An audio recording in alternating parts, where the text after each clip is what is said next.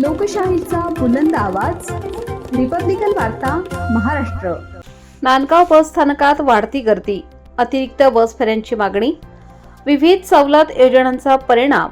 Nandgaon ST स्थानकात गर्दी वाढली, प्रवाशांची गैरसोय।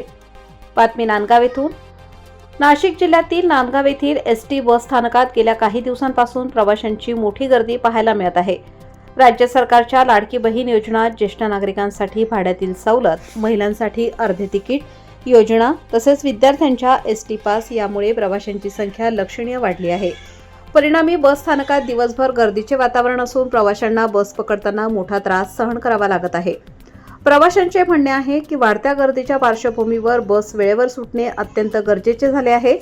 मात्र अनेक वेळा बस उशिरा सुटत असल्याने शालेय, महाविद्यालयीन तसेच नोकरीसाठी जाणाऱ्या प्रवाशांना अडचणींचा सामना करावा लागत आहे। सध्या उपलब्ध असलेल्या बस फेऱ्या वाढलेल्या प्रवासी संख्येला अपुऱ्या पडत असून काही वेळा क्षमतेपेक्षा अधिक प्रवाशांना एकाच बसमध्ये प्रवास करावा लागत असल्याचेही दिसून येत आहे। तसेच बस उशिरा सुटल्यामुळे पुढील प्रवासाचे नियोजन कोलमडते, परिणामी प्रवाशांची गैरसोय वाढत आहे। या सर्व बाबी लक्षात घेता नांदगाव बस स्थानकातून अतिरिक्त बस फेऱ्या सुरू कराव्यात, तसेच विद्यमान फेऱ्यांची संख्या वाढवावी अशी जोरदार मागणी प्रवासी वर्गाकडून होत आहे। या पार्श्वभूमीवर परिवहन विभागाने गर्दी नियंत्रणासाठी तातडीने उपाययोजना कराव्यात, बस वेळापत्रकाची काटेकोर अंमलबजावणी करावी, तसेच अतिरिक्त बस उपलब्ध करून द्याव्यात अशी अपेक्षा नागरिक व्यक्त करीत आहेत।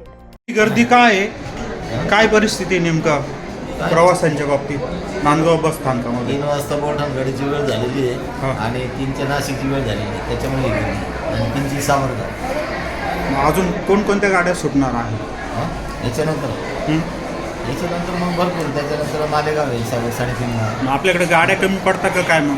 नाही, गाड्या टायमिंग जे आहे ते आहे ना। हो का? टायमिंग एवढी गर्दी होण्याचं कारण वेळ झाली म्हणून। वेळ झाली का?